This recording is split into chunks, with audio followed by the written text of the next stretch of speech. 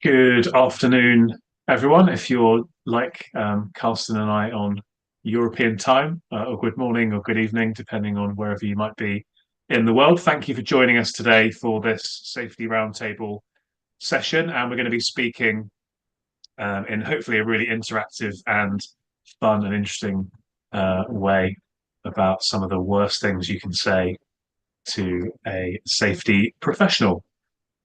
Um, if you've not been to a safety roundtable before, just quickly as an introduction, they are interactive events. So the idea is we do a session every couple of weeks and we do a different topic each time. It could be me uh, talking about something and introducing some ideas, and or myself and a guest. And then we open it up to interactivity. So we really encourage you to get involved in asking questions, giving your perspectives, etc., etc. And do come along regularly and do invite your friends, colleagues. No enemies, no enemies allowed. But anybody you know that's interested in safety and risk would be very welcome to join us. So, got a great guest today, which is Carsten Busch. And Carsten, I thought maybe we could start by you could just give a very quick intro to yourself, particularly what's a safety mythologist? Oh dear, safety methodologist. Let's take that first. That was just fun, or me making fun of people who have all these awesome titles and a lot of letters behind their names on LinkedIn. And I thought, let me try something a bit different.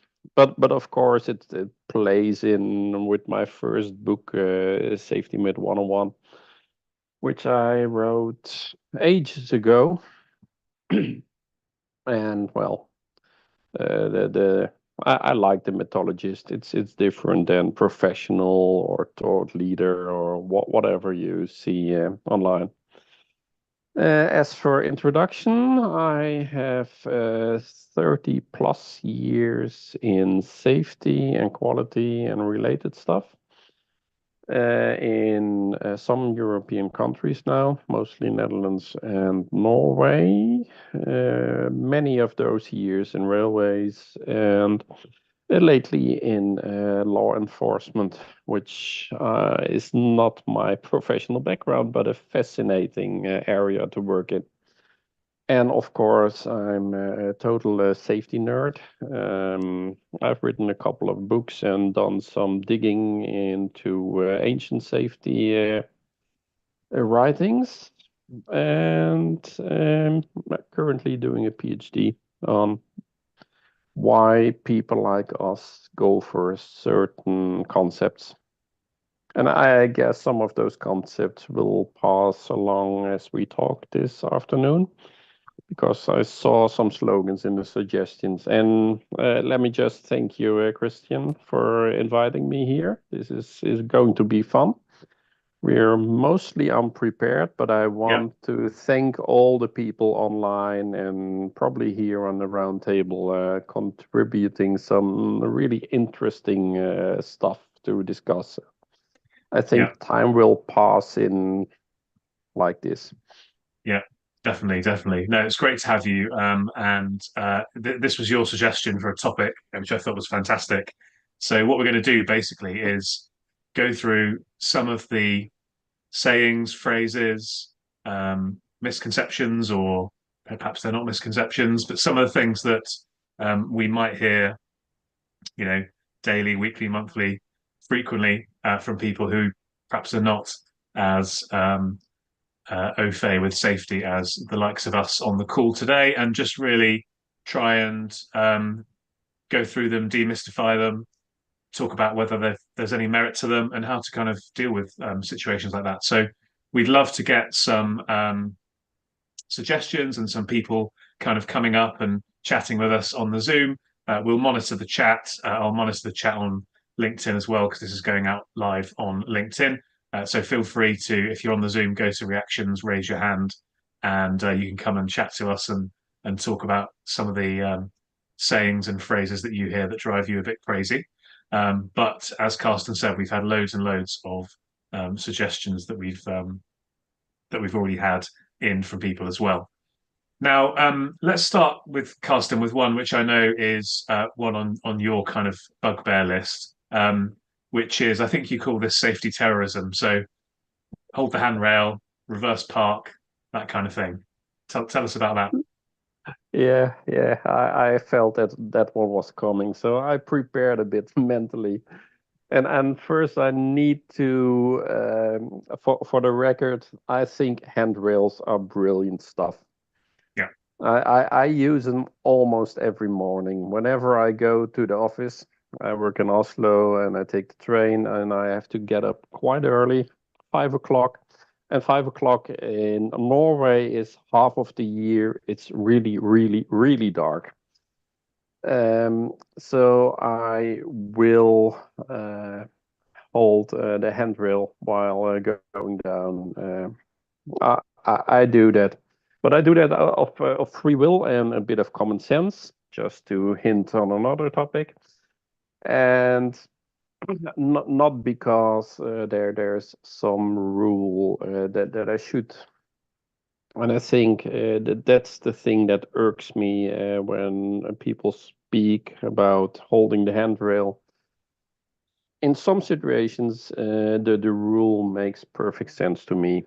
Like when you're offshore and your installation is quite wobbly. I think it's wise and probably everybody would do. But in an office building, I'm really sorry. I think people should be able to decide for themselves whether they need it or not. And that's terrorism bit. But what really drives me nuts is when people start talking about, oh, we saw this director and they came out of the opera and he told his wife to hold a handrail. They have such a brilliant safety culture in that organization. Really, that makes me puke. It's oh, but yeah, I get why people do it, and now I'm calm again. So if somebody what would you say to somebody then who moves to a business and let's say they're coming in a sort of safety role and that's the kind of current way of approaching it? How would you sort of suggest they should try to if they agree with you that it's a bit over the top? How would you suggest dealing with that? Can you ask a question again? I lost you halfway. Oh, sorry. So I was just saying, if somebody came in and they were into a business and then that was the current culture, how would you suggest that they should deal with that? I think I would start asking what their rationality would be for demanding it. Because yeah, is it kind of overprotectionism or is it some kind of dogmatic thinking or whatever? Yeah. I think I would start an open discussion and ask, why would that make sense to you? Mm. And from somebody that spends their life looking at people falling over, I'd also be asking, what have you done to check that taking the staircases, that they're correctly built and they've got the right proportions and all this sort of stuff, thinking about the environment, because quite a lot of these sayings, I feel, come from a place of we haven't done enough to manage the environmental and the engineering controls around safety risk, and therefore we're going to try and put everything on the people and sort of blame the people if something goes wrong. Well, that's a very good point you have there, because that's often where I try to turn the discussion when it gets on reverse parking, which is that other rule. We shall reverse park because it's safer. It's not safer per se. It's safer in some conditions. That's the first point. And I think reverse parking makes totally sense for organizations like ambulances and police and fire, which have to drive out quite fast. But otherwise, it depends a bit on the task. And I only shake my head when I see people reverse parking in shopping malls with the baggage to the wall so that they can't load their groceries and so on. Which I think, haven't you thought? Anyway, but the if you start a discussion, why should we reverse park? Yeah, because it's safer. Yeah, but you put the safety on me then. Why don't we design the parking spaces so that you don't have to reverse park, or that everybody just can forward park? And well, people probably shut up then. It is useful to reverse park if you're doing a bank robbery and you need to get away fast. Yeah, that's my argument for police forward Yeah, or reverse parking, and the yeah, fire department and so on. yeah. No, that definitely does make sense. Tamara, you've got your hand up. Do you want to come and have you got a saying for us to discuss? Actually, I want to return to handrails for a second. Okay. Not that I'm a zealous about handrails, but just an interesting thing. So, sometimes I use handrails, sometimes I don't. I kind of go through like, do I need the stability when I'm going down the stairs, right? Especially if, say, like we're wearing heels Hmm. and we're going downstairs, sometimes we need that extra stability when we're going downstairs. But the interesting thing happened is that I had my staircase redone, right? And in the process of setting up the handrail, we took actually a lot of time before we put the handrail onto the wall, adjusting it so that there's two different heights in the house. Myself, I'm 5'4", and then Kaylin, who's about 6 feet, right? And they took the time to adjust the handrail so that it was good for both of us, believe it or Hmm. not. I know that seems a little weird because one person's so tall and the other one's so short, as well as the length of the handrail, where it starts and where it ends.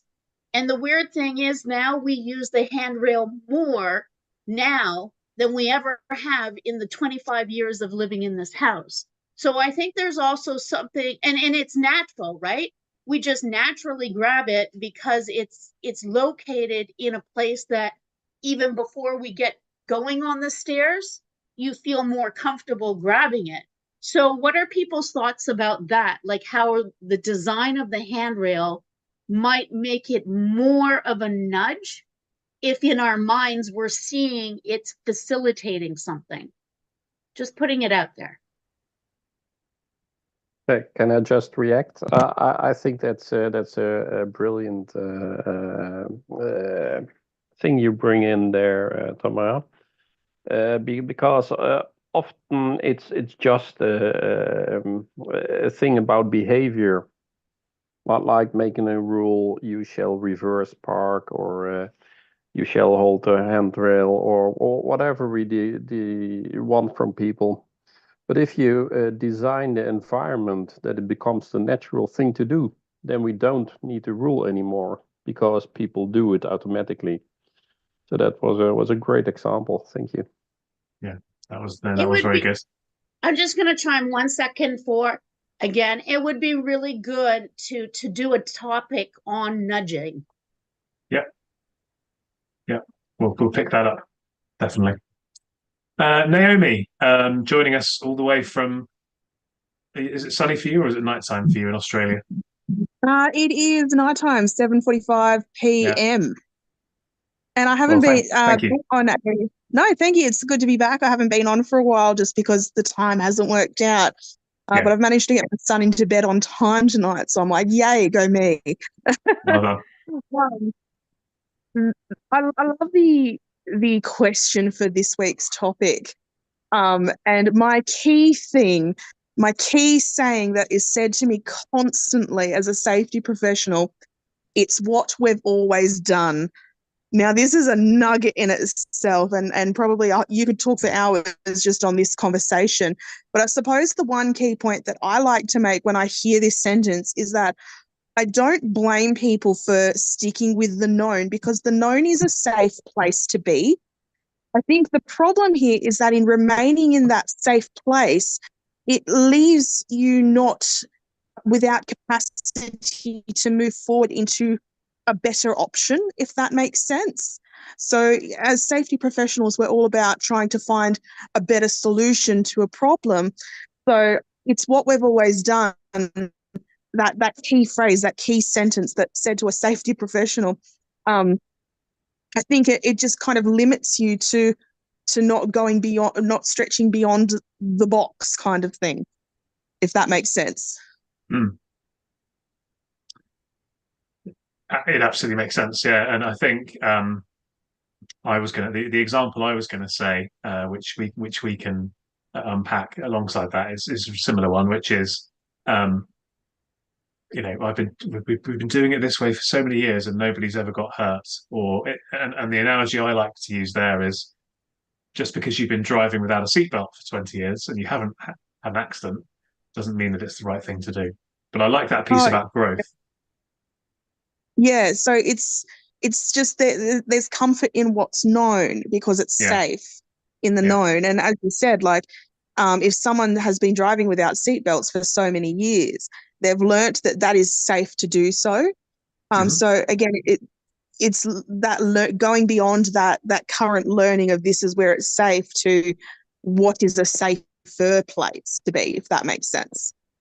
Yeah. Any thoughts on that, Carsten?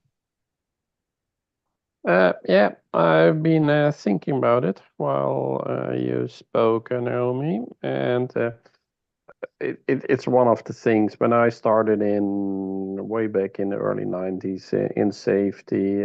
I often got that. Well, it's now posted in the chat here. We've been doing it for this like 30 years, and it was always the number 30, which puzzles me. And that's can be quite a frustrating thing. But if you reflect a bit on it, it may be also a good reminder for us that, as you say, people like safety, things they are comfortable with. On the other side, people are also open to new stuff, but it shouldn't be too outlandish new. So I think stuff they're familiar with and using that in a way to sneak in the new stuff, build on that what's good, what is existent, and then provide some new stuff to it is probably a good strategy. So I think we, to a certain degree, we can use that comment in a positive way to get them on our side, if you get what I mean. Absolutely, and I really liked what Naomi said about the opportunity to grow.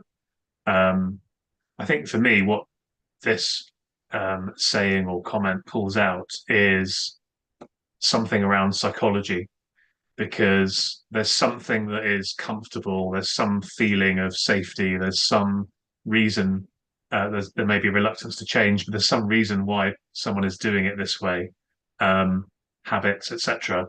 And it's quite hard to break some of those cycles. So I think this encourages us to try to understand, why they feel that way, because there are lots of reasons they could feel that way. And then we can try to have that conversation with them about, well, there could be a better way, and are people going to be open-minded to that? But yeah, it's not the easiest thing to do.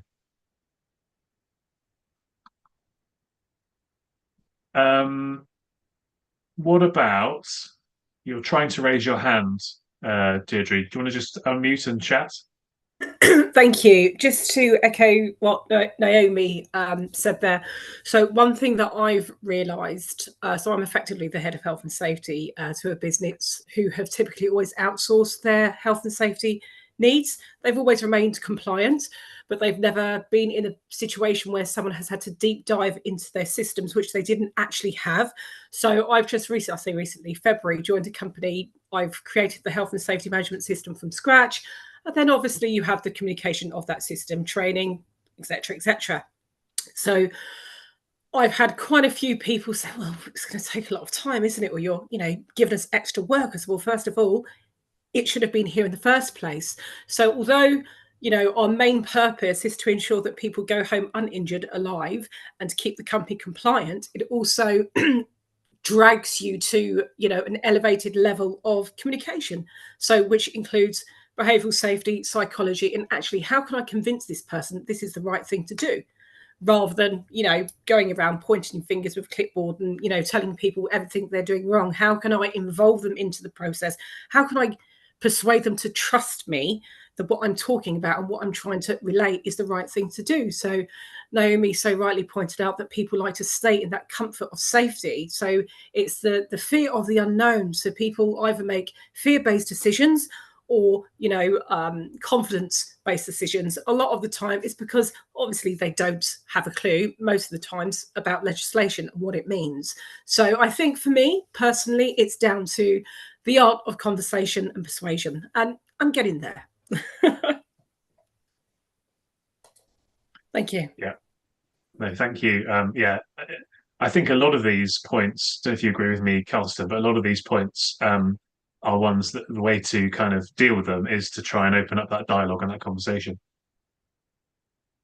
Yeah, definitely. I think one of the key things is always showing people what's in it for them, and helping to make their day easier, safer, and easier. And well, then they will over time lose the feeling of that it's something extra you put on them. Because in the short term, it may look like that when you come in with an incident system, and then all of a sudden they need to fill out something and analyze something and then find actions and so on. But it's just part of their job, but then systemized. Yeah. Deirdre, you want to say more? Yeah, it was quite a coincidence that you've just ended with that. One of the main, so the company that I work for, they've all been there for a very, very long time. They're all very good at what they do. So I made a point of saying, I'm not here to tell you how to do your jobs. I'm just here to control the risks out of what you do. So I think in the back of their mind, they feel, she's coming here and telling me what to do and telling me that I can't do this. I must do it this way. So I think for me, that helped them understand that, although I'm the new, bad person in town or whatever, or the fun police, as somebody mentioned in the chat, I've repeated myself over and over. I'm not here to tell you how to do your job. I'm just here to control the risks out of, what may arise of what you do. So that's also helped. Yeah, definitely don't be going around calling yourself the bad person. That's the you won't succeed that way. I'm winning over hearts. I'm winning over hearts. Hearts and minds and all that good stuff. Yes. Claudia, depending on how you pronounce your name, you were saying you wanted to come and give us something. Hello, how are you? It's Claudia. I have a kind of a personal story. I fell on my own job. It was actually, I do floor failure analysis, but I'm an walkway auditor, but we really stress more on the side of slip, trip, and fall for what comes out of flooring and so forth. But speaking of handrails, my daughter just built we call it the tube, but she just built a multifamily 4-story home. And I had, prior to this period, I had been on my job about 8 years ago, and I stupidly put a piece of wood flooring next to the door so I wouldn't forget it. And I flew up in the air, and I know flying in the air doesn't end well for anybody.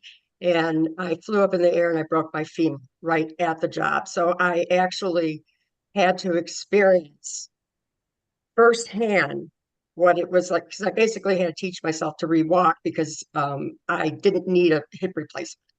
And it was a very interesting journey, I could say. But the reason I brought the banisters up is, unfortunately, or fortunately, however you want to look at it, it doesn't just stop, on the construction side or the defect side.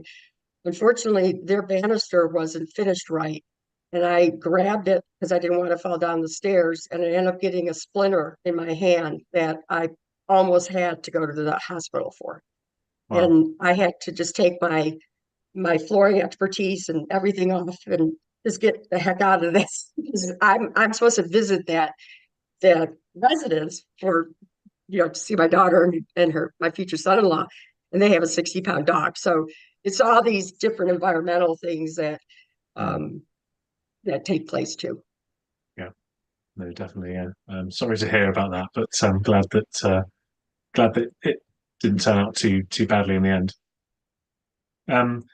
Carsten, here's one for you. Um, we comply with all the regulations. We're Yeah, compliant. congratulations. Yeah, well, um, it's one view of safety, and it's quite a popular view amongst some people, and it's also a bit of a commonsensical view, and I think uh, many people here will probably have children. I think we start teaching children using rules. And our assumption is that if they comply with our rules, they will be safe. So they don't cross the street at red, and they don't play with knitting needles close to the electrical outlets and all that kind of stuff. And of course, we make the environment as safe as possible. The thing is, when we get older, we will find out that rules only take you so far. And also that if you try to cross the street and there aren't any cars, but the light is red anyway, that following the rule, stop at red, doesn't make you a lot more safe. So I think following rules and being compliant, that's good, because often the rules and the regulations, that provide some kind of bottom line that you shoot at the lowest level. A problem is if you're aiming for compliance, then that's probably as far as you get. So if that's your ambition, being compliant, then you're setting your aim pretty low, I guess, because you're aiming at the lowest level, and you probably can go further. Yeah, there was a saying from, I can't remember which Liverpool Football Club manager it was, but it was one of the big famous ones, Bill Shankly or one of those, and he said, I really should know this, but he said, if you aim for the stars, you might get to the clouds. I think if you aim for the ceiling, you won't get off the floor. Yeah, that's a really nice one. Mm. Also, and that may complicate the stuff. We shouldn't forget that rules nearly always are compromises that are forged in a political arena, and they don't represent an absolute level of safety.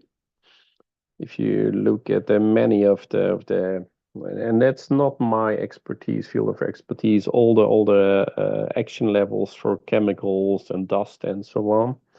It's not necessarily say the real safe level, but it's a compromise out of various various. I don't have the word now. Sorry. All the different opinions of and The the various yeah, parties not that have vested interests interest was the word I was looking for. I had the Norwegian word in my mind, so thank you. it's the different interests, because often there's industry lobby, there's what's possible technically and what is enforceable, and all those interests play in, and then they select a level that is deemed safe for the moment, and then after a couple of years we find out well, maybe we should have another level. It's interesting you say that, because I hadn't actually thought of that before, and it's making me think of, I'm currently reading a book by a guy called Rory Stewart, who was a politician here in the UK, and he sort of paints this picture of how Parliament works, and I'm sure it's the same or similar in around the world in other countries as well, but where as you say, it's just a battle of compromises, and actually nothing they ever achieve seems to be really particularly good. It's just kind of the best that they can do to get everyone happy and get it through in the time allowed, and all of this other stuff. So actually, if you think of, as you say, health and safety law from that perspective, then that I think should open your eyes to questioning whether that is enough, and should we be trying to do a bit more. So yeah, I think that's a really good analogy to think of. Isaac, And go on, Carsten. now, yeah, well, I was saying, and this goes back really to the beginning of safety, actually, because the first safety laws in England, 1833 or something, guarding of machinery, the implementation was delayed by 10 years because of the vested interests of factory owners who moaned about rising costs, and they needed to refurbish the whole infrastructure and so on. Yeah, there we go. Real life example from back in the day. Yeah, Isaac. Yeah, thank you, Chris. Long time, yeah, no see you, but it's great to be back. One thing that I heard most of the time is, why bother? It's just a ticking boxes exercise. So we got people don't really feel the value of doing things in a safe way because they think that it's just for regulation purposes. It's not like the company actually care about them. So I don't know what's the taking on that. Yeah, I mean, I see that a lot. What's interesting about that to me is that you often see the reverse. By that I mean health and safety can sometimes put in place a lot of box ticking, and therefore you're kind of almost supporting that thought from people that aren't involved in health and safety. So getting away from that box ticking, I think, is really important. We need to obviously prove what we're doing. Certainly here in the UK, if something goes wrong, they're going to be looking for your policies and procedures, A, and then B, the proof you've actually done it. So you need to be able to prove what you're doing. But cleaning checklists, ticks.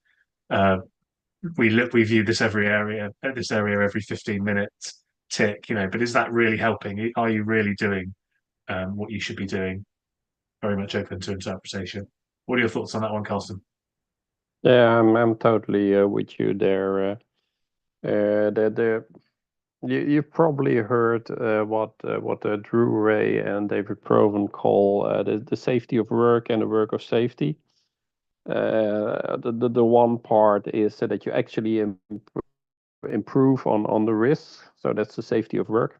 The other is all the safety stuff we do around that, like the box ticking, just to document that that something has been done, or to make sure that you keep your certificate and so on. And there's a lot of that in safety, and also in other related fields.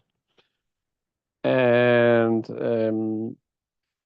yeah, I think it's a problem. It's especially a problem when how should I say this?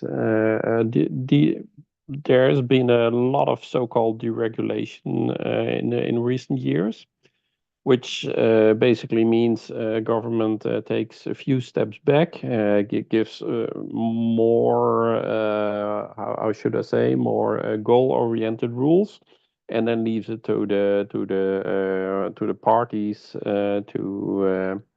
to organizations to fix safety.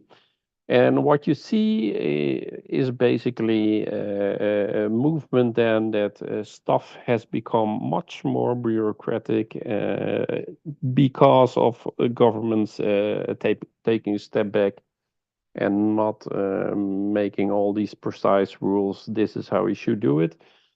Leave it to organizations, and then organizations become very defensive and start requiring certificates and documenting everything they do just in case that something happens, that they can show here.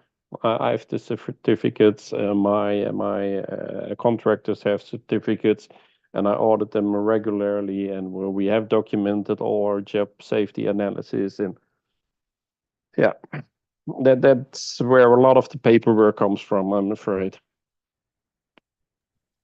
Yeah. Naomi, do you want to come back in? Okay, so we've just hit a topic of passion for me because in Australia, I'll give you guys this terminology. We don't call it box ticking; we call it tick and flick. It rhymes. It's kind of cool as well. But anywho's, with safety compliance, the question that I would then go ahead and ask is, are you actually being compliant to be compliant, or are you applying that compliance? So the rules and regulations that we have here and that paperwork that we have in place is simply just verification only that you're saying that you're doing what you say you're going to do. It's not, I can walk around with Take 5s and JSAs and think we're all fine and dandy and safe. But this, at the end of the day, that tool, that risk management tool, is not going to protect me from having an incident. What's going to protect me from having an incident is me applying what's written in that particular tool to my daily work practices. So as everyone's saying coming through, like safety starts with you, they're absolutely 100% correct. Safety needs to be worked into the workplace culture that's that we're living in every single day. So I've been in organizations where safety is not part of the culture at all, and it's considered a joke and considered that just a piece of paper and considered that legislation. But then my current workplace has had 0 LTIs since 1989. So like that's a great metric to have. And the reason that they've got that is, well, as people saying coming through, they're kept accountable. Their safety is ingrained into the culture, and the paperwork and that compliance is simply a verification of what's happening, not the other way around, not saying we're going to do it and then going and doing the complete opposite of what's written on the paper. So it's part of the culture, and it has to be part of the culture in order to make a difference in people's lives and send people home from work in a safe way.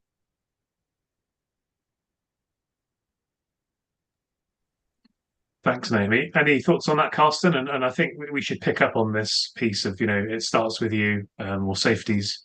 Who's responsible for safety? Look in the mirror, that kind of thing. Dear. Maybe you could build on that as well. Yeah, I wanted to get back to the compliance bit, because and it's perhaps a bit of the same that we've talked before. But the question is often, are we trying to be compliant? And does that make compliance a goal? Or should we rather do the right stuff and then find out that, oh, look at that, we are actually compliant? Because I think if we do the right stuff in safety, we will, in most of the cases, be compliant, and there's not too much, compliance work necessary in addition. Maybe we need to document something, but that's peanuts probably. And I think it was Peter Drucker, probably, who made this distinction between doing the right thing or doing things right.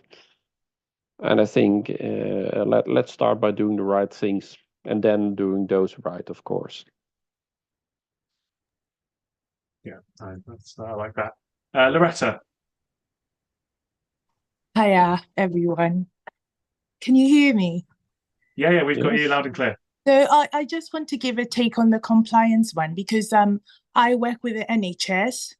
So I deal a lot with our facilities team. So the housekeepers, porters, security, grounds and gardens guys. So with compliance, I recently did a PPE audit on compliance, and I happened to find out that managers are ticking the boxes saying we consult staff before we give them PPE. So literally a catalog is put out. So for example, if you want footwear replaced, a catalog is put out, and then you choose which of the shoe safety boots you want.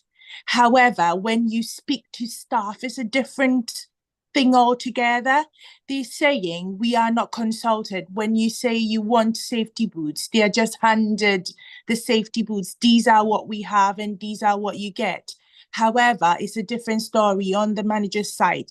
And then it comes down to being compliance. There's a ticking of the boxes and saying our budget is £50 per boot per staff. So we cannot go any way above it.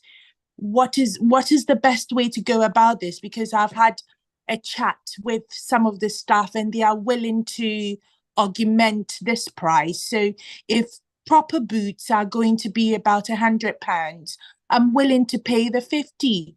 You take the 50, but staff are just being handed those. So it all comes back to, are we being compliant for compliance sake, or are we doing are we being proactive? Are we being reactive? Are we doing what will make staff safe and comfortable at work? Because I literally have staff whose toenails are gone. So unfortunately, it is a bit dicey when you've got two coins, two sides of the story, and you're trying to reach who's telling the truth and who's not. And it becomes a bit difficult to dissect it if you want to be a bit diplomatic about it. If it's something we can discuss. Yeah, that's not an easy situation to deal with, is it? I mean, I think you how could you approach that? There's a few ways you could approach it. You could approach it as you have done there by saying, look, the staff are willing to contribute, or some staff willing to contribute.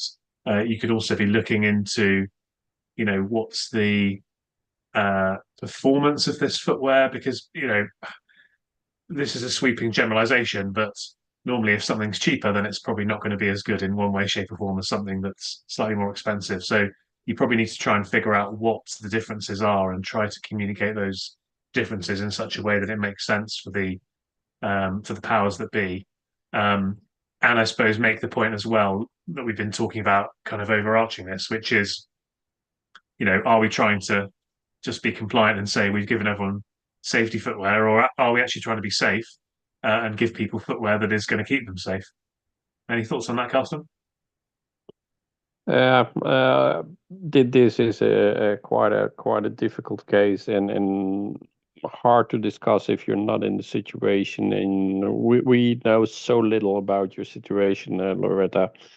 So take everything we say with a grain of salt, but as a well-intended suggestion. I wonder whether the best way forward would be to start with trying first the risk-based approach, which I saw in the chat. What is the risk and what do we need to control the risk? I think that's the first thing, because there are different kinds of footwear, and you need something that's suitable for the risk. And based on that, perhaps try to figure out together with the workforce or workforce representation what would be the suitable footwear to control that risk, and then set that standard. I think in those situations, some kind of a rule, this is what we need and this is what we need to get, is very useful. And I definitely wouldn't give them a catalog and pick something, because that can go all kinds of ways. They can be heavily overdressed, or they can go for those fancy sneaker-looking safety shoes that perhaps are not suitable in the situation. But I don't know where you work, so it's, as I say, yeah, take it with a pinch of salt. Yeah, thanks for that, Carsten. Now we're about 45 minutes in, so we've got a bit of time left, but I want to make sure we cover this one because this is one that I know riles a few people. Give us your thoughts on this, Carsten. Safety is our number one priority. Yeah, nice. Let's shut down business and enjoy margaritas on the beach, I'm in. which can be quite dangerous, of course. But yeah, well, I recently watched a webinar with Ivan and Krista, and they had T-shirts on safety third because that's more like reality. Production first and production second, and then we have time for safety. If you if somebody said to you, I'm working with an organization and they're saying this, would that be would you see that as a red flag, or would you see it as well-meaning but perhaps not very well thought through? How would you kind of rank or rate an organization that was saying that? Yeah, I wouldn't say it's a red flag or anything. I think it's something that some people feel belongs to the ritual when we speak about safety. Safety first, of course, and it's just one of the things that you say. But we have to let me say it differently. Everything we do tends to have two sides. One is the substantial side, the other is the symbolic side. And then there's this continuum between totally symbolic and totally substantial. And when we talk about safety, the substantial bit is about reducing or controlling risk in most of cases, and symbolic is just showing that safety is something important. And as a simple example, if I go to a workplace, or if we go to a workplace, what do? We dress up. We put on safety shoes. We put on some yellow stuff, or orange, or whatever the color is that we need to do. We put on a helmet if it's necessary, goggles, and so on. Why do we do that? For the substantial part, to protect ourselves. But then, probably even more important is the symbolic part. The safety guy comes on the work floor, and the safety guy cannot be seen walking around in torn jeans and sneakers and a t-shirt. The safety guy has to set an example and play the part. And I think safety is our top priority. It's very much on the symbolic side of the spectrum. We show through some hyperbole because top priority is a hyperbole. I think that safety is something that we need to pay a lot of attention to. But then read the small print or the footnote, but it's not as important as making money and producing. Yeah. I think walking the talk of saying safety is our number one priority is very, very difficult indeed. Simon, you've got your hand up. Do you want to come on, give us something to chat about? Unmute yourself, Simon. Done. First of all, just want to say it's lovely to see Carsten in person, even though it's on video or whatever. And I thought that was really interesting what he said about the symbolism. I thought that was fascinating. And I'll be honest, it's something I haven't thought enough about. So I thought it was interesting and definitely something to go away for me to consider. I think that's great. What I would say is, and we've talked about this before, actually, Christian, is this, it sort of aligns with, the sort of zero harm concepts and things like that.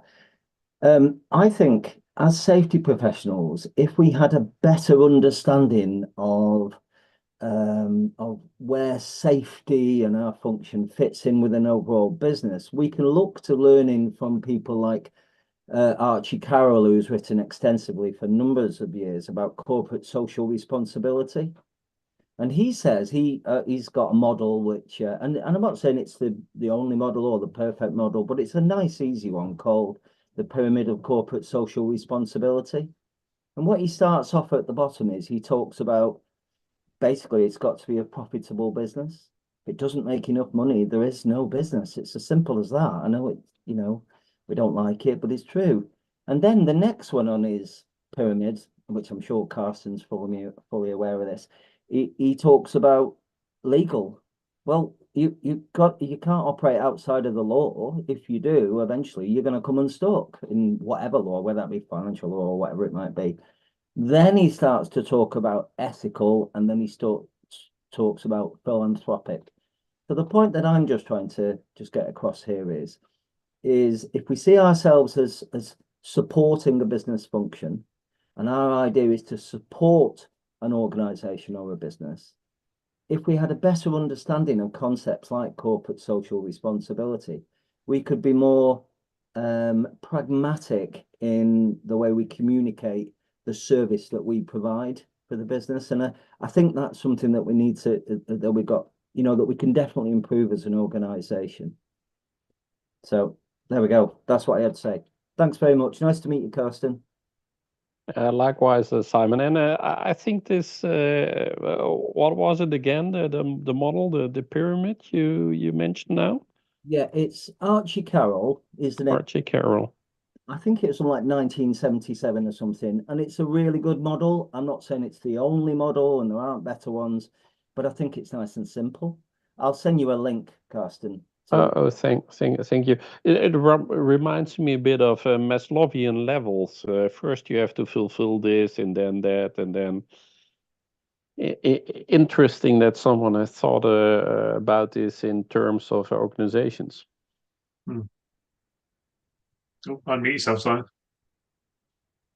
Just to clarify, what he says is the lines are often blurred, and you shouldn't consider one out of context of others. Making money, yeah, it should be our first priority, but we can't make money and break the law. Well, okay, so it's about their relationship with each other. And it's not only what we do, but it's how we go about it. And those are things that are really important. If I can just add one thing as well, which is relevant to what Carsten was saying before, do the right thing. That idea of the right thing is not as simple as it might sound. It really isn't. And ethicists create a distinction between the right and the good. So we might say working safely is good, therefore it keeps people safe, but it might not be the right thing to do because the business goes bust. So understanding how we those terms, what they mean and how that can guide us as a profession are also important. So anyway, thank you very much for the chance to just say hello to Carsten and add a few thoughts. Yeah, no, thank you, Simon. And if you're interested in exploring some of those concepts, philosophical and ethical concepts, Simon and I did a couple of really powerful podcast interviews a few months ago now, wasn't it, Simon? So you can check those out on the Apple Podcasts or wherever you find your podcasts. Isaac, do you want to come in and then we'll start to give us a point, and then we'll probably start to wrap things up. Yeah, thank you, Chris. I remember you doing one webinar about how to sell safety to companies, and I think the problem is that you don't see the value of safety until something happens. That's the problem. So it cannot be quantified. As you say, no, okay, then this year we're gonna make this amount of sales, or this year we're gonna reach this amount of target. So that's probably the issue that probably safety people have, because we don't see the value of safety people until something happens. So probably that's why business are struggling to understand safety people. That's my taking on that. Any thoughts on that, Carsten? Sorry, could you say it shortly once again?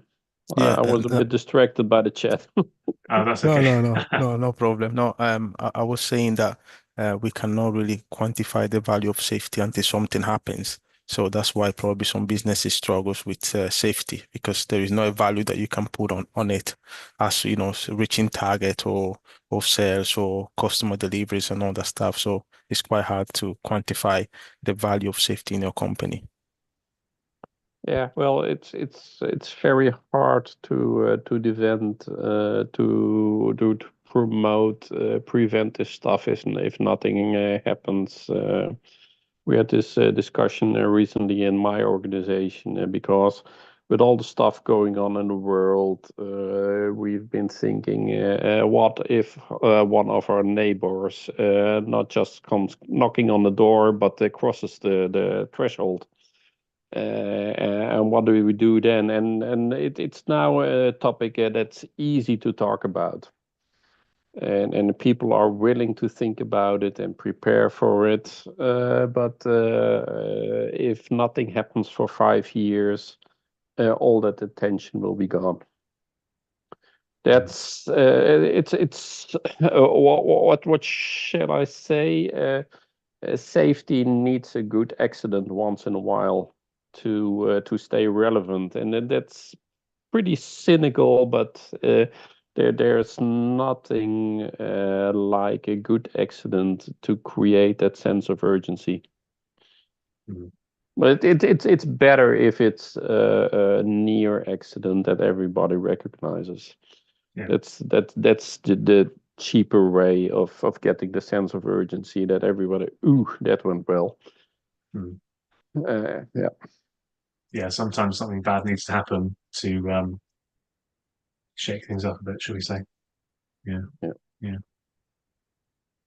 Great. Well, look, guys, conscious of time, I don't want to keep anybody for longer than the allotted hour, particularly yourself, Carsten, because you've been very generous with your time today. So thank you very much for sort of co-hosting this session with me. I think we covered a lot of really interesting ground, some great concepts that have come out of this, some different ways of thinking. And, you know, thank you everybody for joining in and really making it nice and interactive. Before we wrap up, Carsten, if somebody wants to get in touch, what's the best way? LinkedIn, maybe, or LinkedIn is a good way. Just connect, and well, if there's something, if questions, and I have time, I will answer. perfect. Good stuff. Thanks, Carsten. Thank you everybody for joining us, and we'll see you again next time.